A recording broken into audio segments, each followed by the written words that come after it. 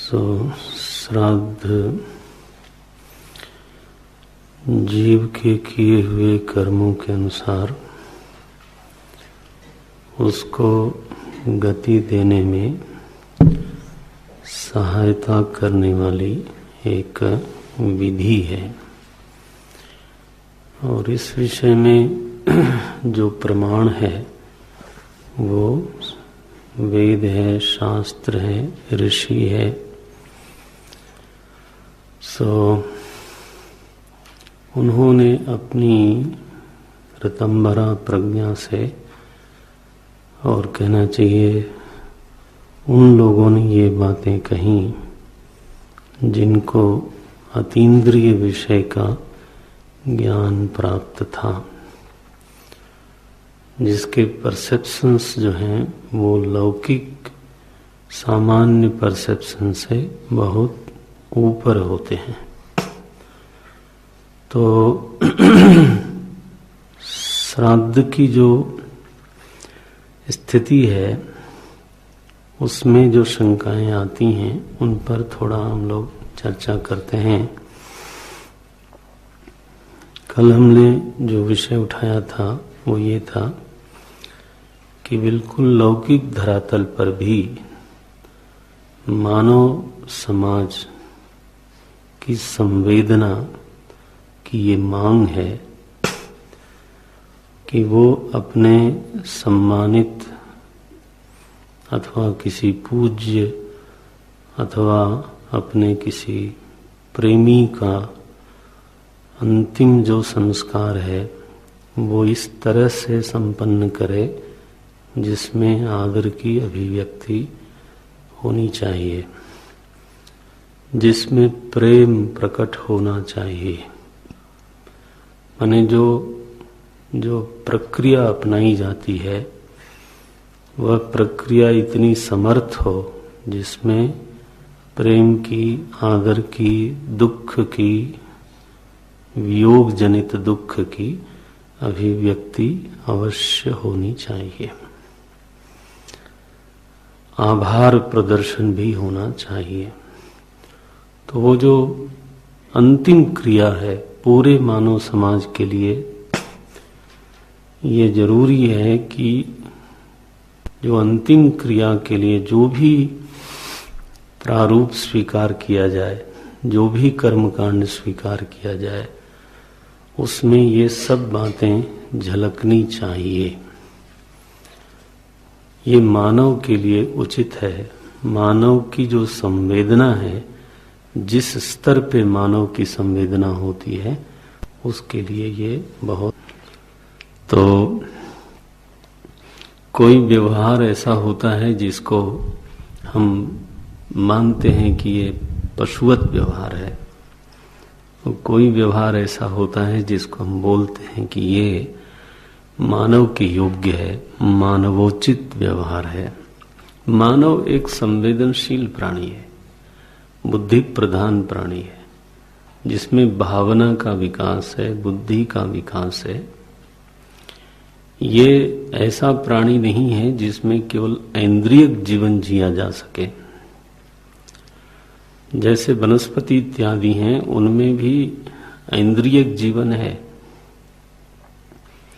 लेकिन भावना थोड़ी सी है। वो प्रेम को कहते हैं कि वो प्रेम को पहचानता है। जैसे पशु आदि हैं तो उनमें, यानी सर्प आदि को छोड़ दिया जाए तो उनमें पांचों इंद्रियों का विकास हुआ है, और किसी किसी पशु में भावना का विकास है। जहाँ पर निष्ठा, लॉयल्टी जिसको बोलते हैं, ये वृत्ति ऊपर चली जाती है। जैसे श्वान है, कुत्ता है, घोड़े हैं, यहाँ तक कि गऊ और बैल आदि भी निष्ठावान होते हैं, अपने स्वामी को पहचानते हैं, उसको याद करते हैं और उसके प्रति उनका एक कोई प्रतिबद्धता दिखाई देती है, प्रेम दिखता है। मुंशी प्रेमचंद जी ने तो एक कहानी लिखी क्या है वो? हीरा मोती। हीरा मोती। वो जो दो बैलों की जोड़ी है, तो वो बैल उसको, स्वामी को अपने छोड़ के जाते नहीं, वापस लौट आते हैं। तो संवेदना का अलग अलग योनियों में अलग अलग स्तर का विकास है। कोई गैर वफादार होते हैं, कोई वफादार होते हैं, ऐसे। किसी पशु में बहुत निष्ठा होती है, वो मर जाएगा लेकिन अपने स्वामी को खतरे में नहीं आने देगा। ये घोड़ों के बारे में ऐसी कथाएं सुनने को मिलती हैं। हाथियों के बारे में जैसा मैंने देखा डिस्कवरी चैनल पे, तो वो एक पारिवारिक प्राणी है, अपने बच्चों का बहुत ख्याल करता है, अपने बड़ों का भी बहुत ख्याल करता है। हाथी के बारे में हमने देखा कि जो वृद्ध हाथी मर गया जंगल में, तो वो झुंड जो है खड़ा होकर के रोता रहता है और फिर थोड़े दिनों बाद वापस चले जाता है जब, तो फिर 6 महीने साल भर बाद जैसे मानो बरसी मनाने आता हो, वो वहीं आता है और वो जो अस्थियां बची रहती हैं उसको उठा उठा के वो सहलाता है और याद करता है और रोते हैं। तो ये जो उनका व्यवहार है वो उस योनि में संवेदना का जो स्तर है उसके अनुसार है।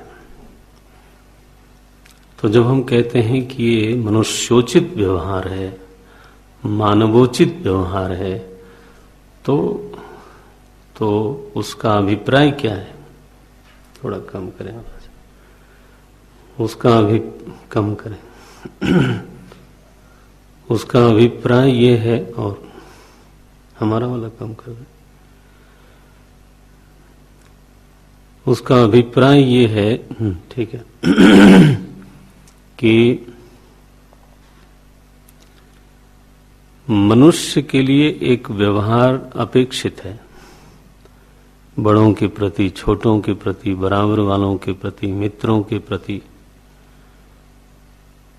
जो एक सामान्य व्यवहार अपेक्षित है, अगर वह व्यवहार मनुष्य नहीं करता है और कदाचित पशुवत करता है, तो लोग बोलते हैं ये तो पशु तुल्य है, पशुवत है, मानव कहलाने लायक नहीं है। इस तरह की बातें कही जाती हैं।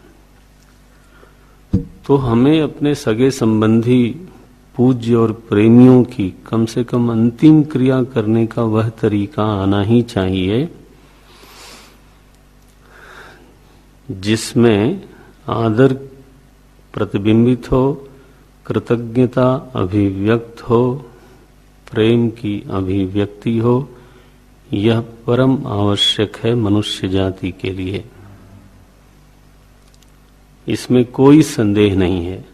और संतोष की बात यह है कि धर्म चाहे कोई भी हो, लेकिन पूरे मानवीय समाज में अंतिम क्रिया की जो भी विधि स्वीकार की गई है,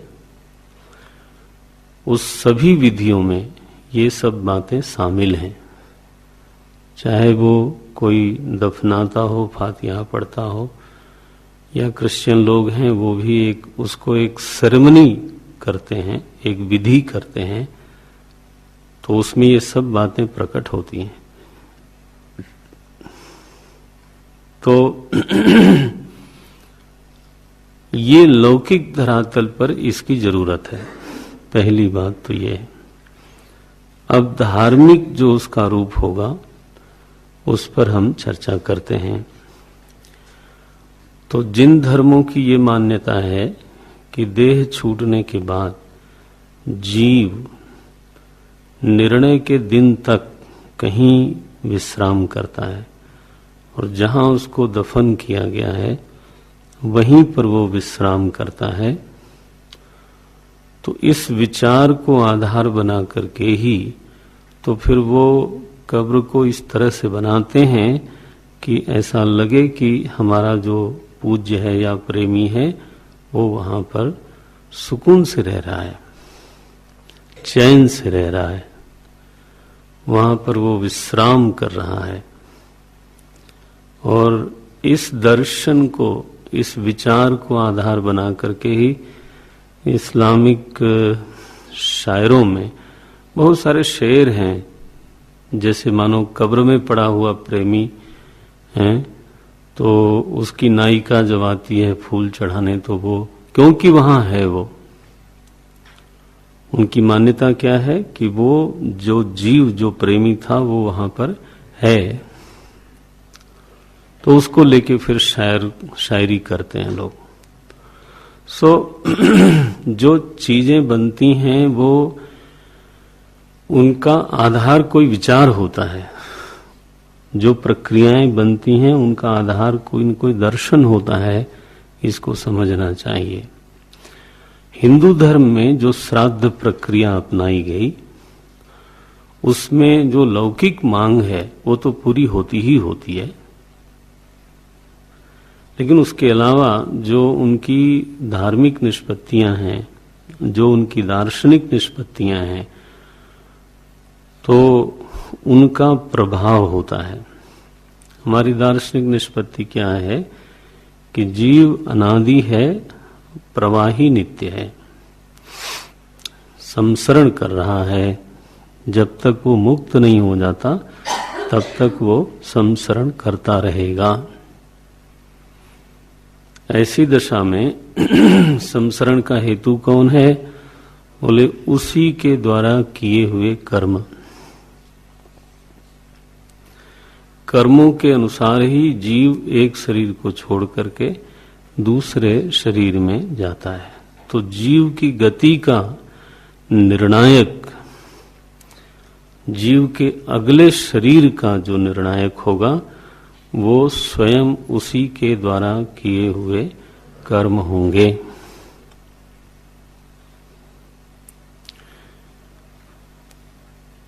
अब प्रश्न यहां पर यह आता है, माने हिंदू विचार में ही ये प्रश्न है कि जब जीव के कर्म ही गति के नियामक हैं, तो श्राद्ध की भूमिका क्या है?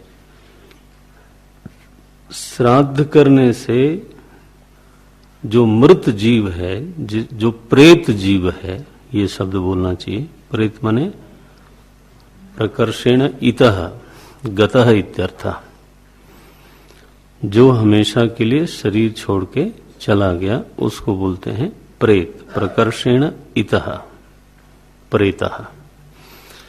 तो जो प्रेत जीव है, उसकी गति में श्राद्ध की क्या भूमिका है? पहली बात तो यह है कि वो कहीं विश्राम नहीं कर रहा है, जैसे दूसरे दर्शनों में अथवा दूसरे धर्मों में ये मान्यता आई। उसको गति करनी है। गति करनी है का मतलब है एक देह से दूसरे देह में उसको जाना है। तो जाना है तो कोई मीडिया होगा, कोई मीडियम होगा। He has to cover the distance. अगर गति शब्द का उपयोग हो रहा है, इसका मतलब है कि उसको जाना है और उसको कोई माध्यम की बीच में जरूरत पड़ेगी। और गति के फिर कुछ हेतु होंगे, कारण होंगे। अब सारा जो विचार है वो बदलता है यहां पर। एक विचार ये है कि उसने देह छोड़ दिया और फिर वो विश्राम कर रहा है अपनी जगह पर, और यहां विश्राम कर रहा है तो किसी कारकों की जरूरत नहीं है। लेकिन जब गति का प्रश्न आवेगा तो गति के लिए माध्यम भी चाहिए, गति के लिए लक्ष्य भी चाहिए, गति के कारक तत्व भी चाहिए। कौन वो कारण है जो उसको गति करने में मदद करते हैं? तो कभी हमें पढ़ने को मिलता है कि यमराज के दूत उसको ले जाते हैं। अब देखो क्यों ये बात कही गई, क्योंकि उसको जाना है, उसको जाना है तो उसको ले जाने वालों की जरूरत पड़ी। तो जिस लोक में उसको जाना है उस लोक के जो कारक होंगे, आप दूत कहिए, जो मर्जी कहिए, नाम आप जो भी देना चाहो दे लो, तो सरल समझ में आने वाले शब्द यही हैं, यमदूत हो अथवा विष्णु दूत हो अथवा गंधर्व दूत हो, जो भी है, लेकिन कोई है जो उनको, ऐसा पढ़ने में आता है कि कोई है जो उनको ले जाता है एक जगह से दूसरी जगह।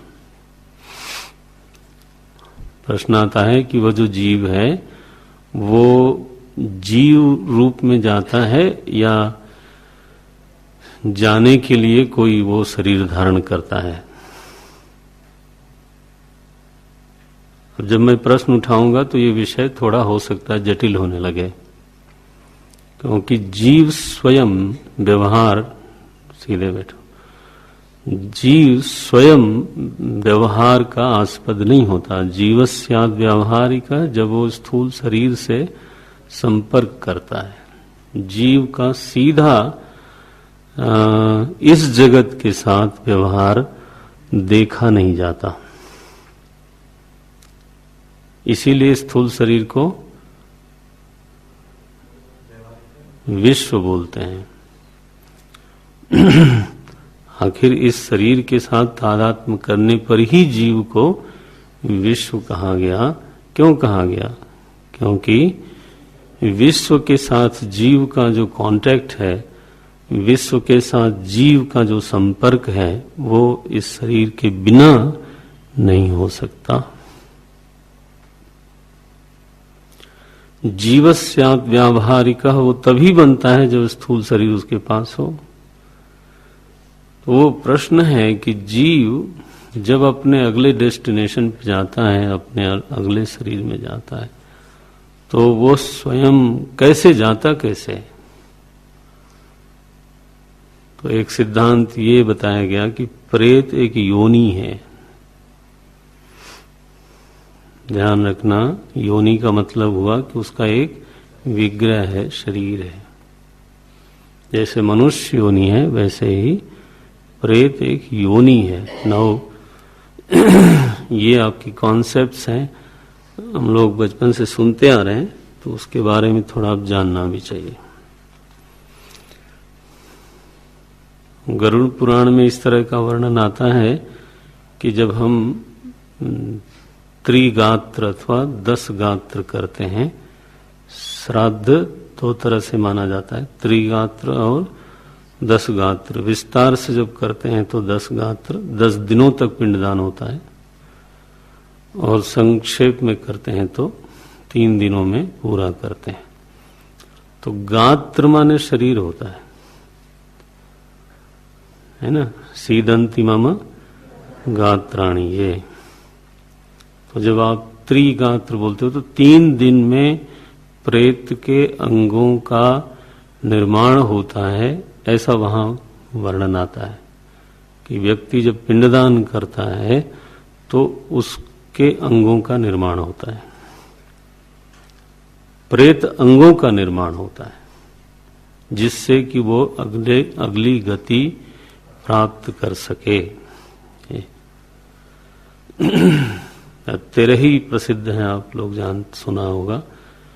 तो फिर पिंडदान आदि की प्रक्रिया पूरी हो जाती है, तो फिर इसके बाद 13वें दिन फिर ब्राह्मण भोजन, शुद्ध इत्यादि हो करके ब्राह्मण भोजन करा करके दान दक्षिणा पूरा करके फिर वो श्राद्ध प्रक्रिया पूरी मानी जाती है।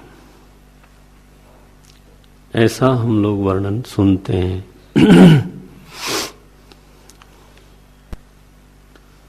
तो कॉन्सेप्ट ये बनी कि हमारे भारतीय चिंतन में, हिंदू धर्म में, चूंकि गति होनी है और इसलिए उनको एक योनि की, एक देह की आवश्यकता दिखाई देती है।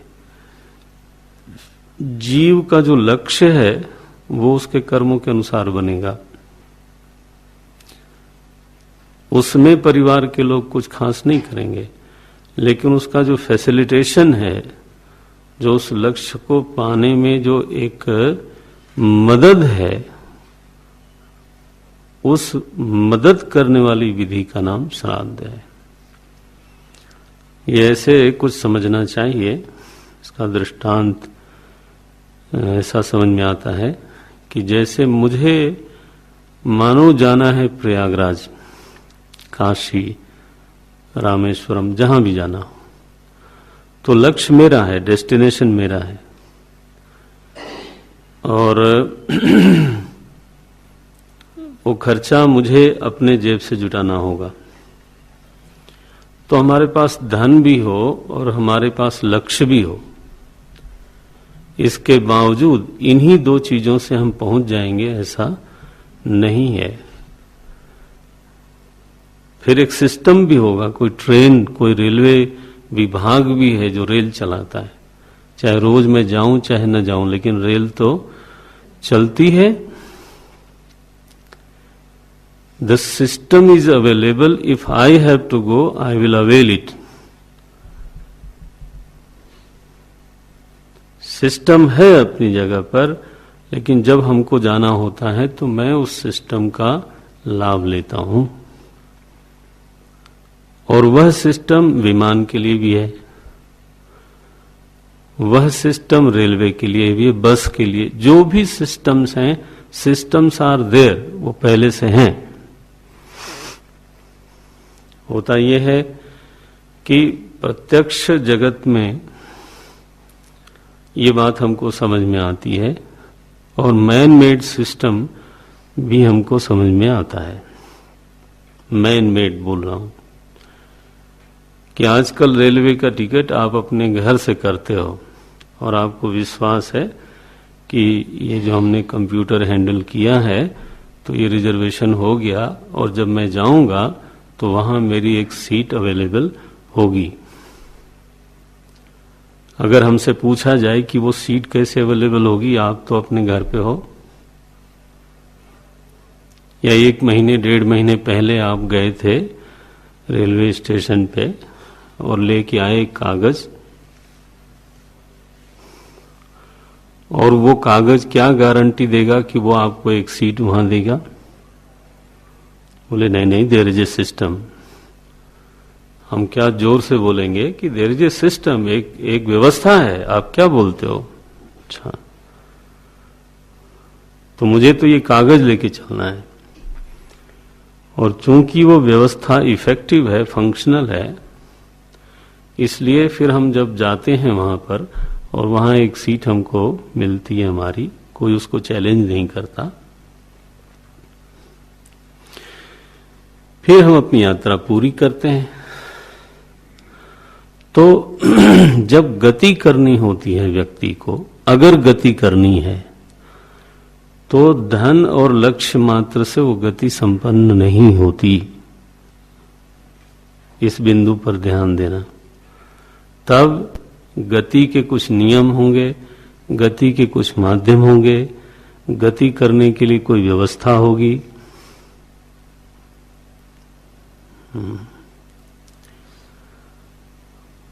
ये जो रिजर्वेशन है वो एक प्रकार का कर्मकांड है।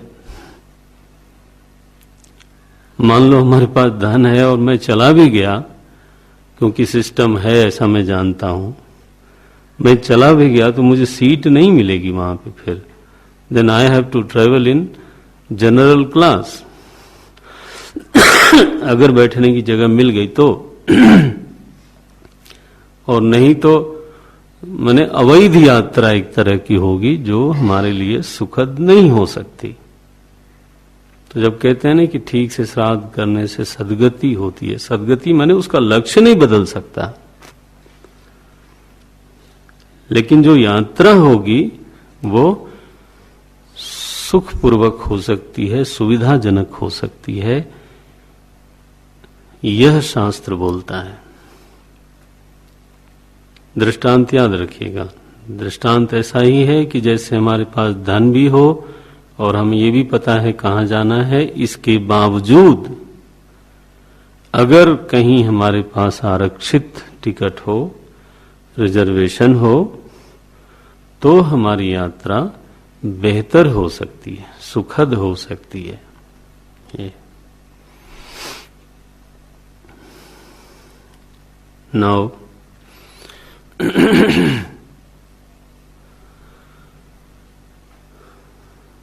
यहां जीव है, जीव के कर्म है और कर्मों के अनुसार उसका एक लक्ष्य है। लेकिन इन सब चीजों के बावजूद एक टेक्नोलॉजी है। ऋषि प्रज्ञा ने उस विधि का दर्शन किया और वो मानवों को दिया। शास्त्रों में उसका वर्णन आया, तो शास्त्रकार चाहे वेद होगा तो पौरुषेय होगा, नहीं तो वो कोई ऋषि होगा। उन लोगों ने इस विधि को देखा और उन्होंने कहा कि इस तरह की अगर अंतिम क्रिया की जाए तो उस जीव की यात्रा है ना सुखद होगी। विषय ये उठाते हैं अब हम कि मानो किसी का श्राद्ध नहीं हुआ तो उसकी गति होगी या नहीं होगी। तो विषय ऐसा आता है, ऐसे संस्मरण आते हैं, ऐसा पढ़ने को मिलता है ग्रंथों में कि यात्रा हो भी सकती है और कभी ऐसा भी होता है कि यात्रा नहीं भी होती है। तो वो जो जीव है वो मानव भटकता भी रहता है, ऐसा भी प्रकरण सुनने में आता है।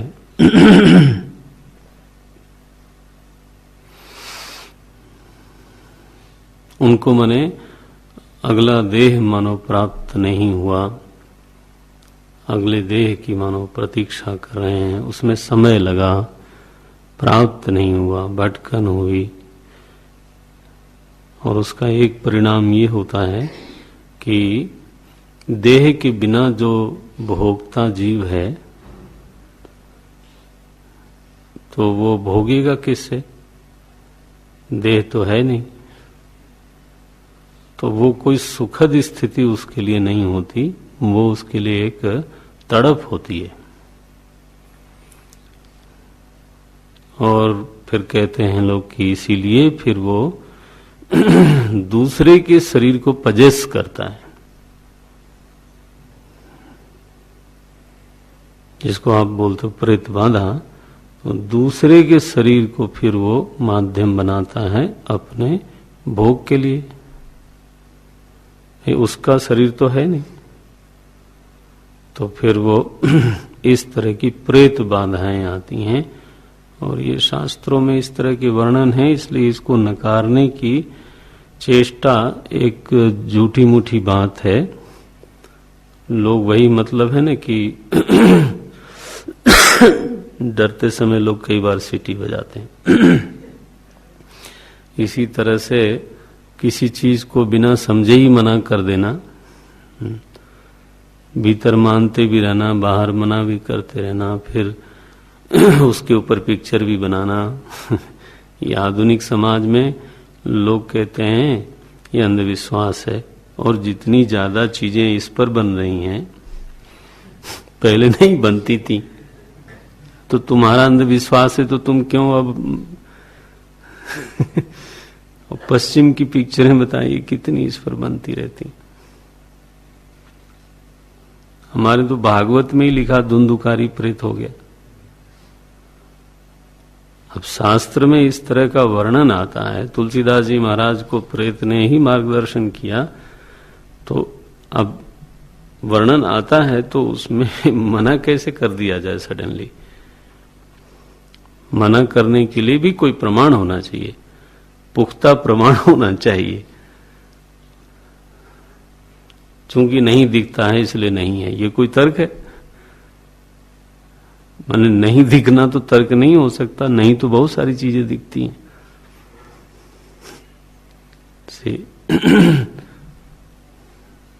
वो ठीक बात नहीं। तो गति के अभाव में मानो यात्रा पूरी नहीं होने पर जीव की एक ऐसी स्थिति बताई गई है जिसमें वो भटकता है, उसको ही समाज में लोग प्रेत बोलते हैं। वैसे प्रेत शब्द का अर्थ केवल इतना होता है कि जब जीव इस शरीर को छोड़ जाता है इतना ही अर्थ होता है। लेकिन छोड़ के उसको दूसरा शरीर नहीं मिला तो क्या बोलेंगे, उसको प्रेत ही बोलेंगे। ऐसा भी आता है कि प्रेत मानो अपने गति के लिए प्रार्थना करता है, जैसे धुंधुकारी ने किया, धुंधुकारी ने ही किया। गीता प्रेस में एक निकला कि हनुमान दास पोद्दार टहलने जाते थे जहां, उन्होंने खुद लिखा ये। तो बोले वहां एक आदमी आके, जब ये बेंच पे बैठ के आराम करते थे, वहां एक आदमी आके खड़ा होता था, बोलता कुछ नहीं था। तो 2-3 दिन हुआ तो उन्होंने पूछा, भाई आपको कुछ कहना है? तो तब उसकी वाणी प्रकट हुई। उसने कहा आप डरोगे तो नहीं? तो बोले नहीं, डरेंगे क्यों, बताओ। वो तो भक्त थे, कृष्ण भगवान के बड़े भक्त थे, महापुरुष लोग हुए इस देश के वो लोग। गीता प्रेस जैसा प्रेस दे दिया आपके टेबल पर, और सबके घरों में शास्त्र देने वाले लोग हैं, साधारण बात नहीं है। तो उन्होंने कहा डरने की क्या बात है, बताओ आप। बोले मैं प्रेत हूं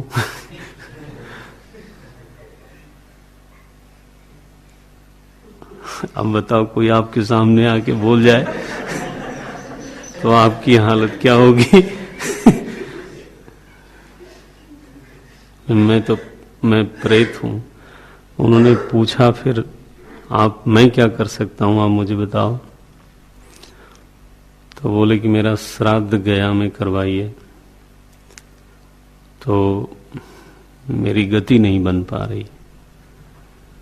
तो इन्होंने कहा मैं करवाऊंगा, लेकिन मुझे जाने के पहले आप मुझे आके बताना कि मेरी गति हो रही है अब। तो आदमी भेजा उन्होंने, श्राद्ध करवाया उसका। ये गीता प्रेस में कल्याण में उन्होंने खुद लिखा। और फिर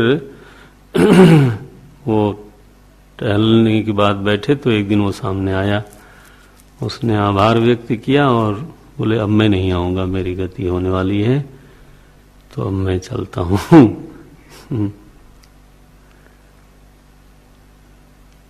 प्रूव्ड टेक्नोलॉजी हुई ना, फिर एक ऐसी विधि हुई जिसका प्रयोग हुआ है। भागवत जी में वो प्रयोग हुआ, यानी असमर्थता भी दिखाई गई शास्त्रों में कि देखो श्राद्ध करने पर भी कोई कोई ऐसे जीव होते हैं जिनकी गति नहीं हुई।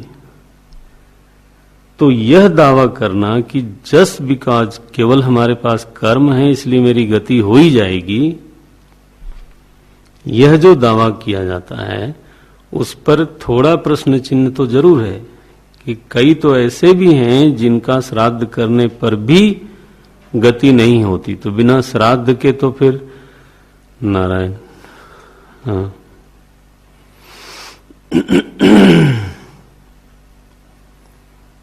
श्राद्ध करने पर नहीं होती है तो बिना श्राद्ध के गति का स्वरूप कैसा बनता होगा, ये तो हमेशा ही आक्षिप्त है, आक्षेप का विषय है।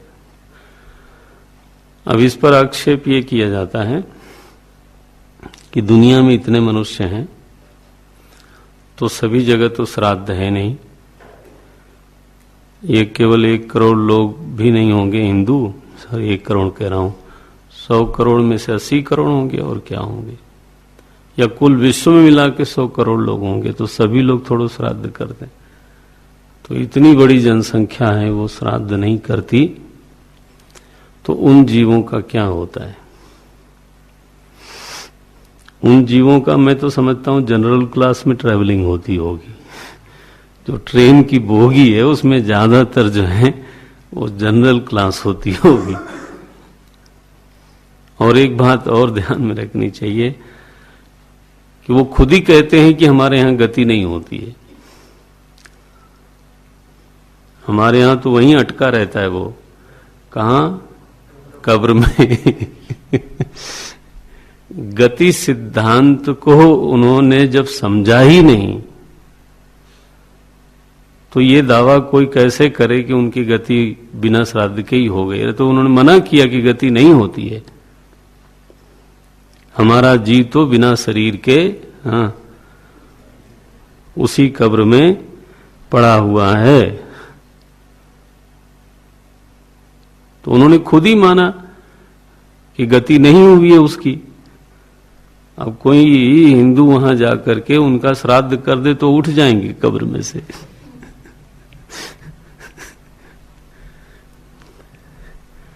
तो कदाचित कर्म से, कर्म मात्र से जीव अपने अगले डेस्टिनेशन को जा सकता है, यह संभावना भी है, लेकिन वह यात्रा उतनी सुखद होगी ये कहने में कठिनाई है। सदगति होगी, है ना, ये कहना कठिन है। तो हम ये नहीं कह रहे हैं कि श्राद्ध के बिना गति नहीं होती या श्राद्ध से ही गति होती है। इसलिए पहली परिभाषा हमने यही दी थी कि श्राद्ध एक ऐसी विधि है जो जीव को उसी के कर्मों के अनुसार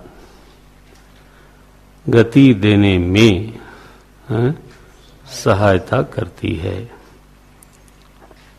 ये हमारे अपने धर्म की धारणा है। इस विषय में जितने भी आक्षेप आते हैं उनका स्वागत है और उनका समाधान विधि पूर्वक होना चाहिए। एक आक्षेप ये आता है कि मनुष्य योनि में ही श्राद्ध होता है।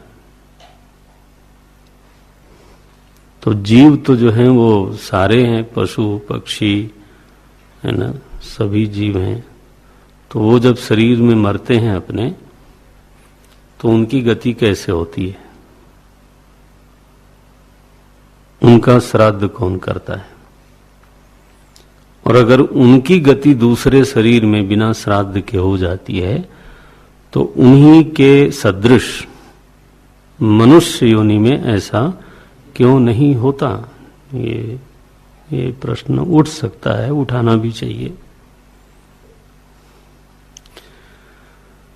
तो दोनों में थोड़ा भेद समझना चाहिए कि मनुष्य योनि और मनुष्येतर योनि में जो सबसे बड़ा भेद है वो है कर्म के अधिकार का। कर्म का अधिकार मनुष्य योनि में है। प्राय सभी योनियां भोग योनि मानी जाती हैं और इसलिए जो उस योनि के जीव हैं, पशु पक्षी आदि, वो उस योनि में किए हुए कर्मों के परिणाम स्वरूप अगली योनि में नहीं जाते, क्योंकि उस योनि में तो उन्होंने कर्म किया ही नहीं, वो तो भोगा केवल। तो मनुष्य, थोड़ा सा बढ़ा सकते, तो मनुष्य योनि में किए हुए कर्मों के परिणाम स्वरूप ही जीव तब तक चलता रहता है जब तक फिर से वो मनुष्य योनि में नहीं आ जाए। ये निष्पत्ति हुई।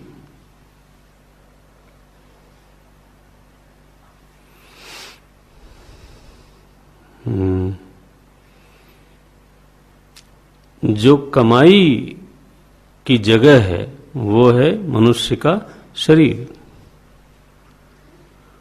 आदमी चाहे जितने शहर घूम ले, अगर वो केवल यात्रा पे गया है, टूर करने गया है, तो चाहे जितने शहरों में जाए, सारे शहरों में जाने का साधन क्या है? अपने शहर में कमाया हुआ धन। आप समझते हो? बाकी जगह वो कुछ कमा नहीं रहा है, तो साधन भूत जो चीज है वो जहां से उसको प्राप्त हुई वही उसका कारण बनेगा।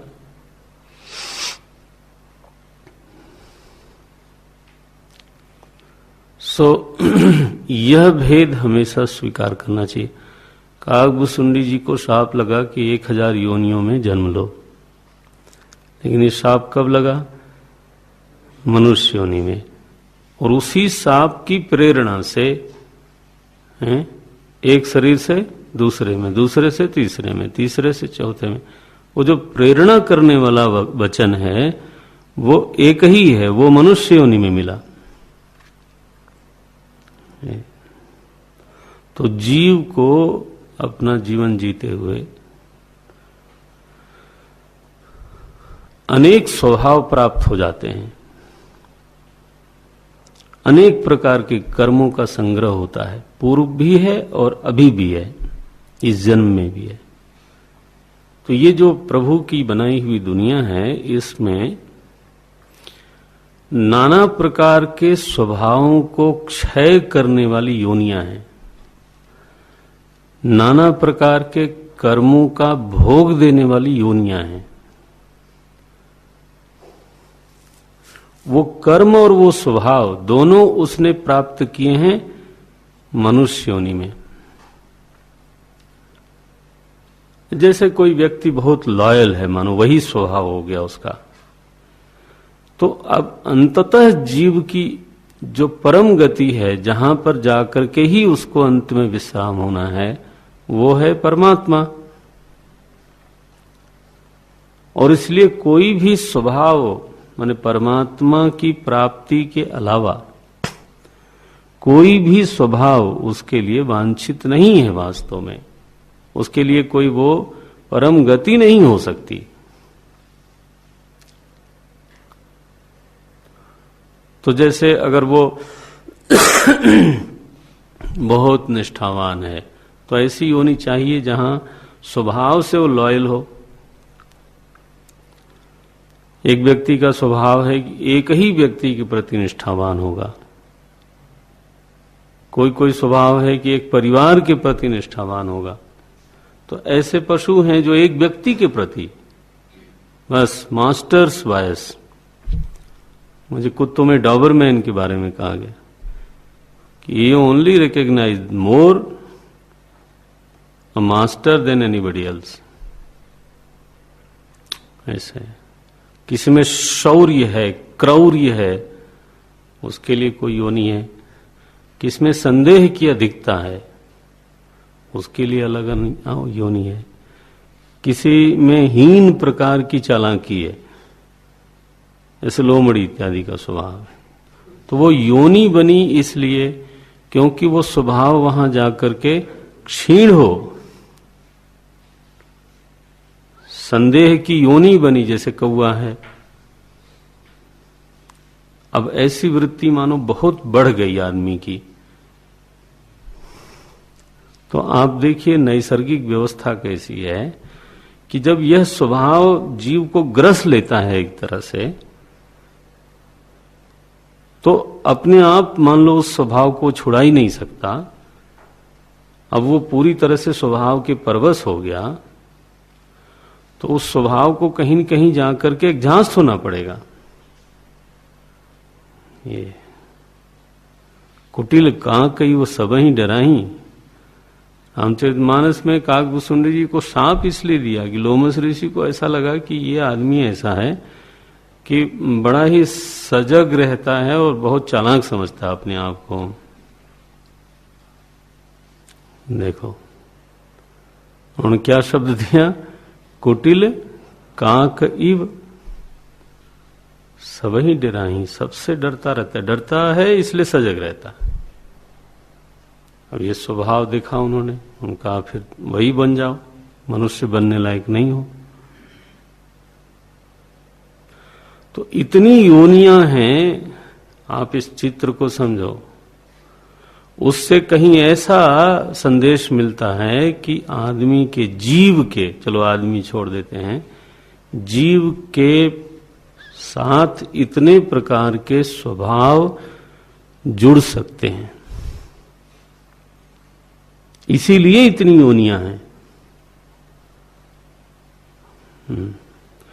और जीव के इतने प्रकार के कर्म हो सकते हैं कि उनको ऐसा भोग देने के लिए योनियां हैं।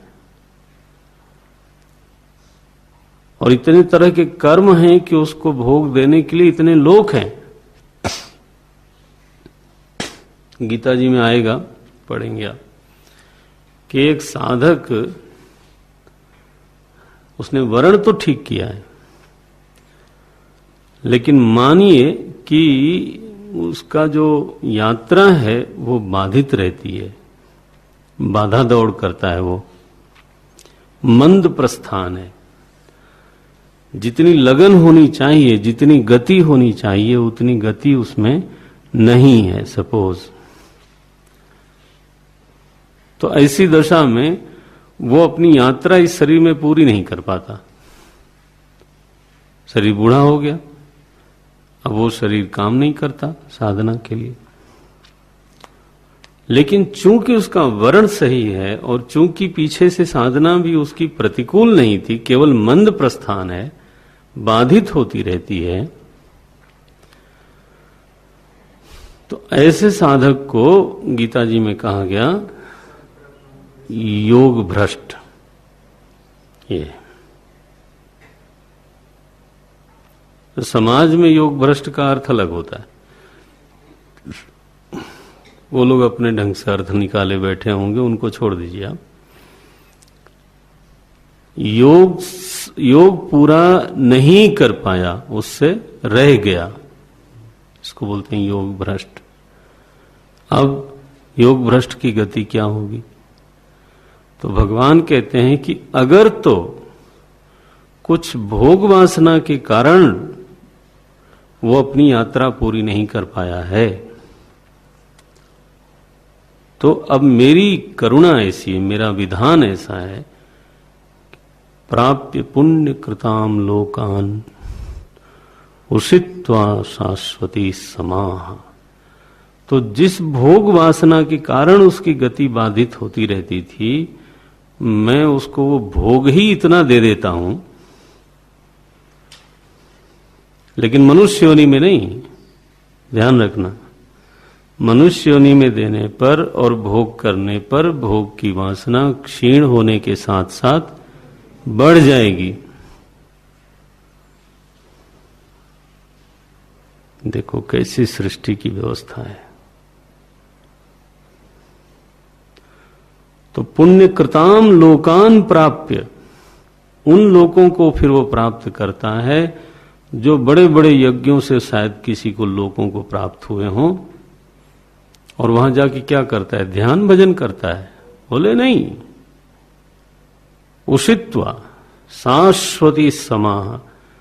उषित्वा माने फिर वो वहां खुल के भोग करता है, जिसकी वजह से उसकी यात्राएं बाधित हो रही थी,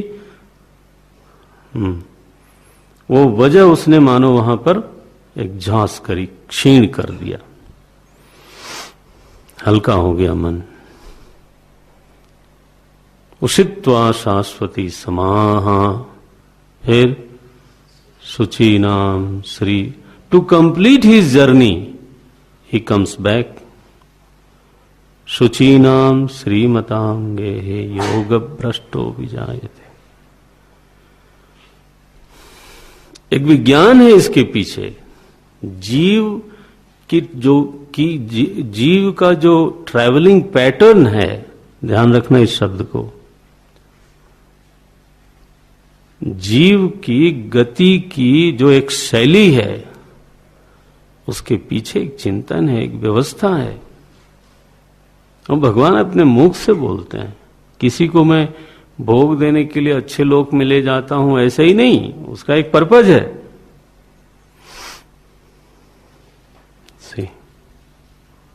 उषित्वा शाश्वती समाह।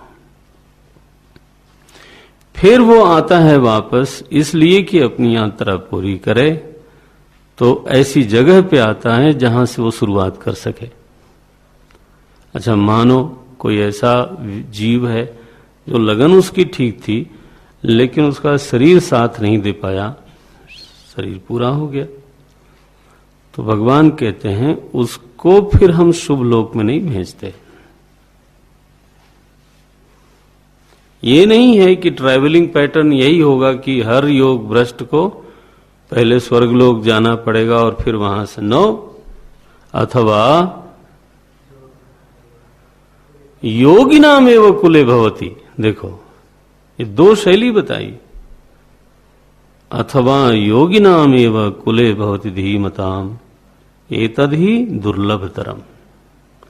क्योंकि वो वासना युक्त जीव था और ये वासना रहित जीव है, और इसलिए इसकी यात्रा में इतनी देर करने की जरूरत नहीं है।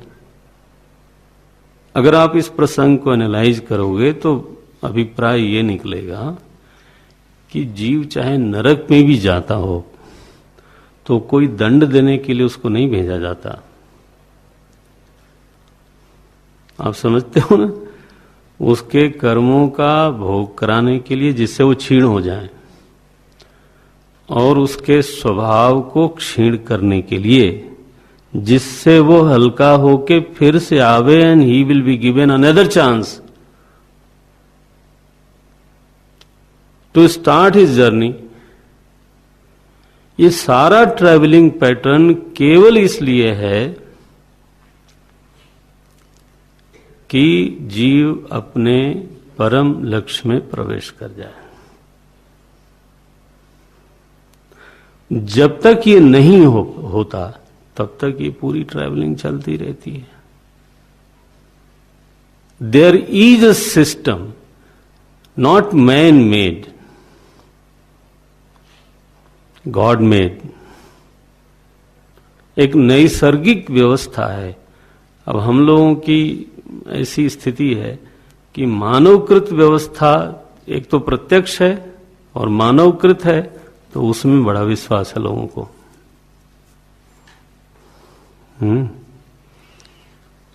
और ईश्वरीय व्यवस्था में चूंकि वो समझ में ही नहीं आती, तो उसमें लोगों को विश्वास नहीं हो पाता। नहीं होता तो फिर वो उनका दोष है, उससे व्यवस्था में कोई चोट पहुंचने वाली नहीं है। व्यवस्था तो अपनी जगह पर जैसी है वैसा काम करती रहेगी। चूंकि हम लॉ ऑफ ग्रेविटी को नहीं समझते थे, इसलिए लॉ ऑफ ग्रेविटी फंक्शनल नहीं था, ऐसा थोड़ो है। जितने भी लॉज हैं, जितने भी नैसर्गिक विधान हैं, वो सब के सब बिल्कुल कार्यरत हैं। उन्हीं के अनुसार यह सृष्टि संचालित होती है, चलती है और चलती रहेगी।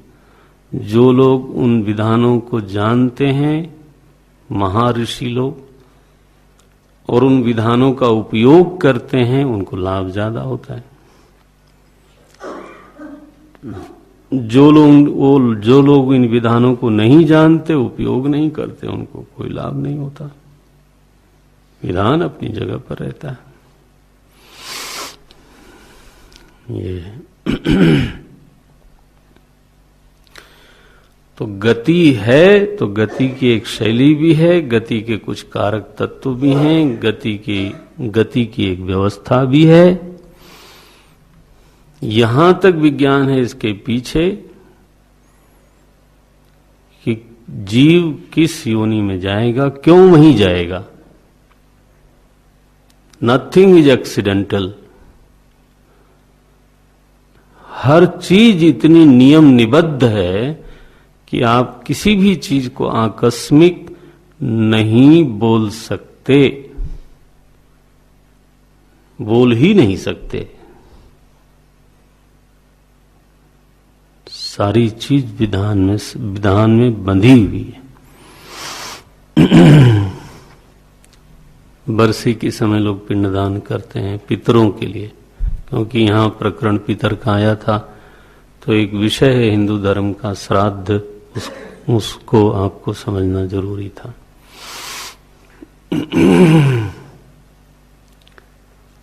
बोले बरसी में आप पिंडदान यहाँ करते हो और मिलता है किसको, तो आपके पितरों को मिलता है। तो ये क्या इसका नियम है? अगेन एक व्यवस्था से संबंधित प्रश्न है। मानो कोई व्यक्ति का लड़का दूसरे शहर में रहता हो या दूसरे देश में रहता हो, वहां से अगर वो मानो मनी ऑर्डर करता है,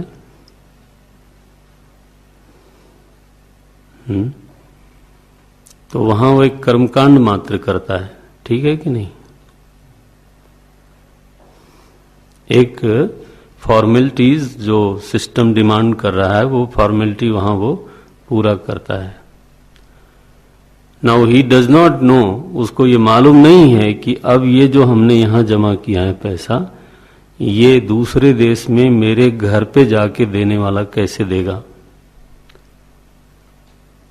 हाँ बोलो, लेकिन पहुंचता है कि नहीं पहुंचता है? वो पहुंचता है। Why? There is a system. अच्छा, तो जब आपको ये समझ में आता है कि आदमी ऐसी व्यवस्था बना सकता है कि एक चीज आप कहीं पे देते हो और वो पहुंचती है आपके इच्छित व्यक्ति के पास, नहीं, आदमी एक व्यवस्था यहां बना सकता है, तो नैसर्गिक व्यवस्था कोई नहीं हो सकती। इस विषय में आप क्या प्रमाण दोगे? ऋषि को अगर वो व्यवस्था दिखाई देती है और तुमको नहीं दिखाई देती है, तो इसमें अब ऋषि का क्या दोष है? हमारे हिंदुस्तान में तो महाराज संपाति जैसे गिद्धों को भी दिखाई देती थी। उन्होंने कहा मुझे ले चलो समुद्र में, मैं जलांजलि देता हूं। बताओ। और जानकारी हो तो जटायु का श्राद्ध संस्कार किया भगवान ने।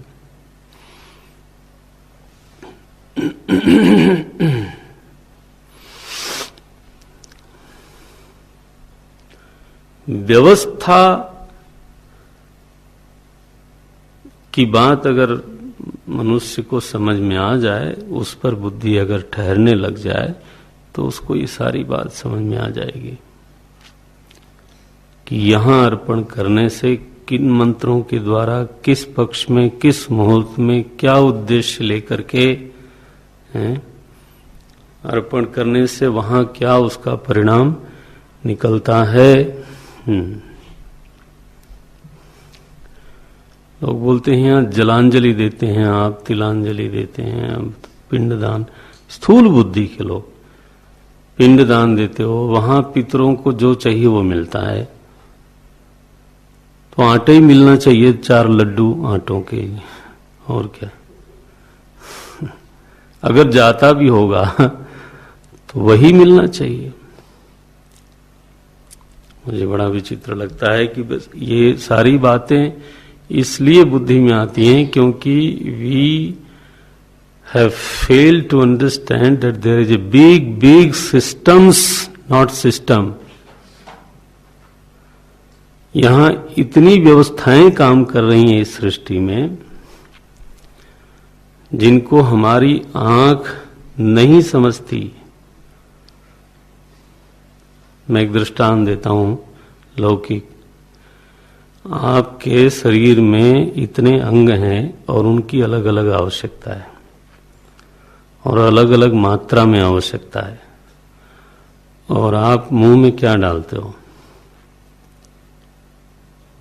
भोजन। अब आप कहोगे कि ब्रेन को तो कुछ और ही मिलता है, भोजन तो नहीं मिलता, दैट इज श्योर। हड्डी को कुछ मिलता है, किसी को कुछ मिलता है, किसी को कुछ मिलता है। Who converts into? Is there man system, man made system?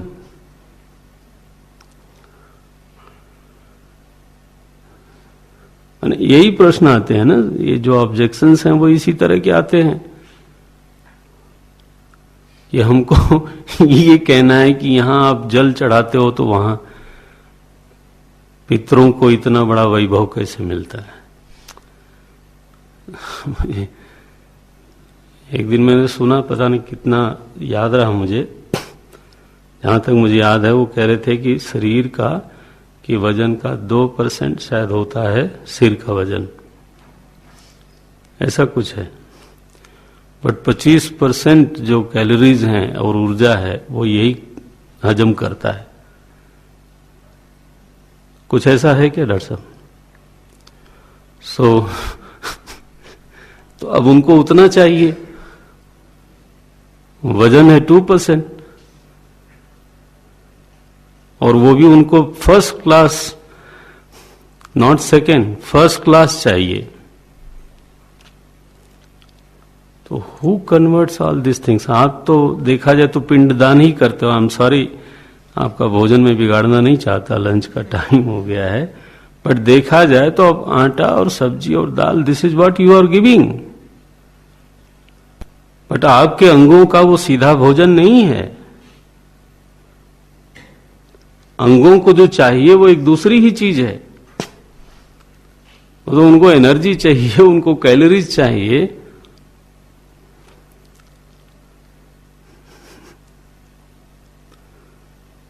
So when you accept this कि systems are there, केवल आदमी ही व्यवस्था बनाता है ये सही नहीं है। ढेर सारी व्यवस्थाएं हैं, बहुत सारे विधान हैं जिनसे ये सृष्टि चल रही है। वी आर सो पेटी, हम इतने क्षुद्र हैं उसकी तुलना में। तो ऋषि को जब प्रज्ञा प्राप्त होती है और वो कुछ विधानों को देख करके हमारे ऊपर उपकार करने के लिए वो विधान देता है कि उससे आप चाहो तो मदद ले लो, तो वो मदद दी गई। तो इस रीति से श्राद्ध का कॉन्सेप्ट है आपके हिंदू धर्म में, और श्राद्ध का विधान है। कौन श्राद्ध करेगा इसका विधान है। अगर वो व्यक्ति नहीं है तो दूसरा उसका सब्स्टिट्यूट कैसे बनेगा, ये विधान है।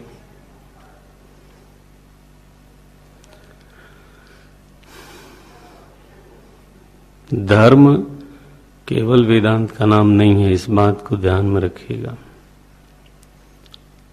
धर्म वेदार्थ सार संग्रह भूतम है ना, तो उसमें जीवन में जो कर्म संबंधी विद्याएं हैं, जो संस्कार संबंधी बातें हैं, उनको भी व्यक्ति को जानना पड़ेगा,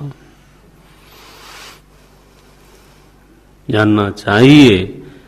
सनातन धर्म के एक विद्यार्थी होने के नाते हर विषय को जानना चाहिए जो हमारे धर्म से संबंधित हैं। अच्छा भाई, तो यहां एक प्रश्न उठाया है अर्जुन ने कि वंश का विच्छेद हो जाने से, माने वर्ण संकरता एक प्रकार का वंश विच्छेद है।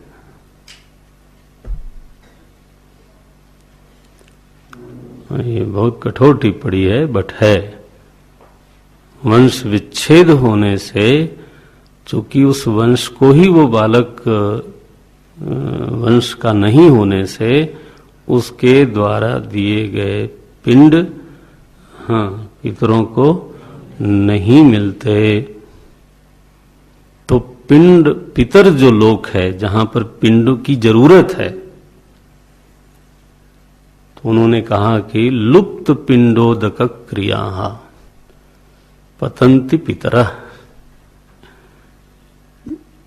अर्जुन ने एक प्रश्न उठाया, ये पितरः पतंति, कस्मात् पतंति?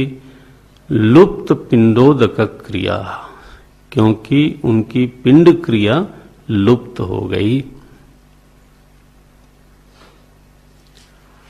वंश विच्छेद हो जाने के कारण।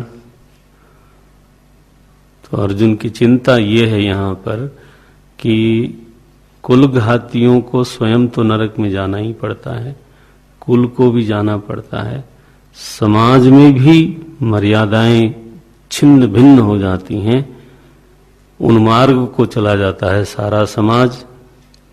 इतना ही नहीं, जो पितृलोक में गए हुए हमारे पूज्य पितर हैं, हैं जी, उनका भी लोक बिगड़ जाता है।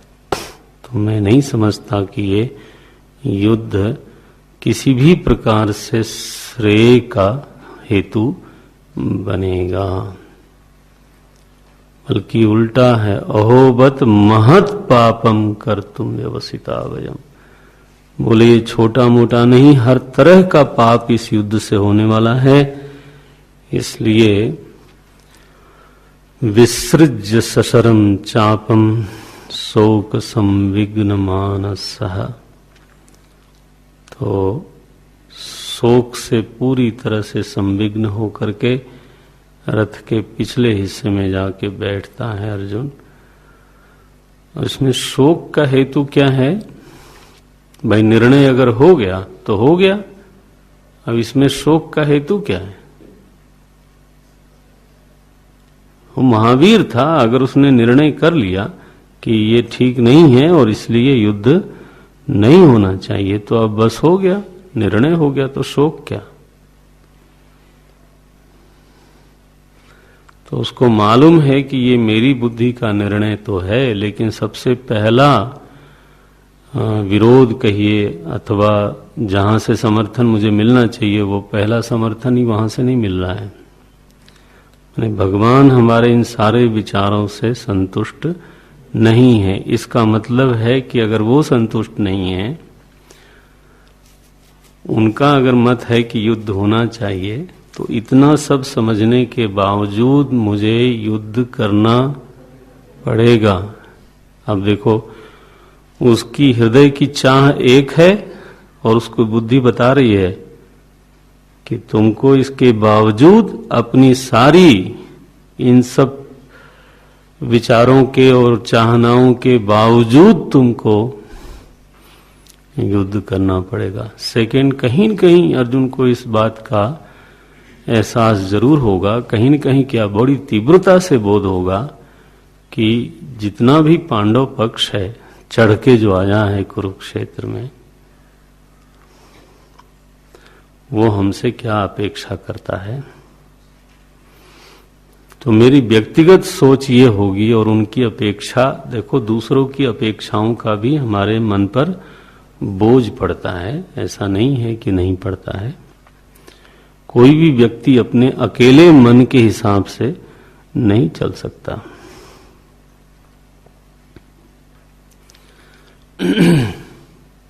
अगर वो ऐसा करेगा तो ज्यादा दिन तक कर नहीं पाएगा, उसको बहिष्कृत होना पड़ेगा। या आपको अकेले चलना है तो आप समाज में न चलो, ना आपसे कोई अपेक्षा करेगा, ना आप किसी और से अपेक्षा करो। ये बहुत दिनों तक नहीं चल सकता कि आप तो सबसे अपेक्षा करो हैं और आशा करो कि आपसे कोई अपेक्षा न करे। ये नासुकरी जीवन, उर्दू में लोग ऐसे बोलते हैं, ये नहीं चल सकता। बल्कि धर्म विज्ञान तो ये कहता है कि हमारा जो दूसरों पर हक है बड़ी बात। हमारा जो दूसरों पर हक है उसको भुला सको तो भुला देना चाहिए, छोड़ सको तो छोड़ देना चाहिए। और दूसरों का जो हमारे ऊपर हक है उसको निभाना चाहिए। ये कर्तव्य विज्ञान के बारे में स्वामी शरणानंद जी कहा करते थे। कर्तव्य विज्ञान ऐसा ही है। बहुत कठिन तपस्या है ये, सर्दी गर्मी सहने से ज्यादा बड़ी तपस्या है। अपना हक जो दूसरों पर बनता है, नहीं बनता ऐसा नहीं, बनता है, हो सके तो छोड़ देना चाहिए।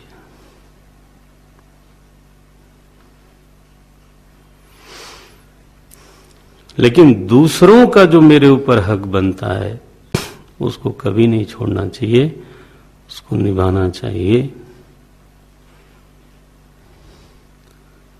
तो अर्जुन तो ऐसा नालायक आदमी नहीं था। उसको मालूम है कि जो हमारे लिए इतने लोग आए हैं और हमारे बड़े भाई हैं, सब लोग हमसे क्या अपेक्षा करते हैं, उनकी आशाओं का केंद्र तो मैं ही हूं। रणविमुख होने पर, मेरे रणविमुख होने पर उनके ऊपर क्या बीतेगी, इस बात का उसको एहसास जरूर होगा। तो यह अनुभूति और भगवान के असहमत होने की अनुभूति और फिर ये विचार, ये आपस में इस तरह से गडमड हो गए कि वो बेचारा फिर वो उसका खड़ा होना मुश्किल हो गया। उसने कहा महाराज मैं तो बैठता हूं अब। उपाविशत, महाराज कल हम दूसरे अध्याय में प्रवेश करेंगे।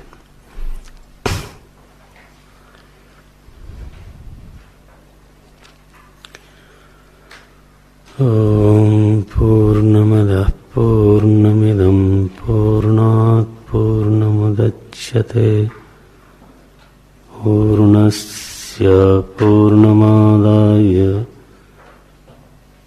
पूर्णमेवावशिष्यते।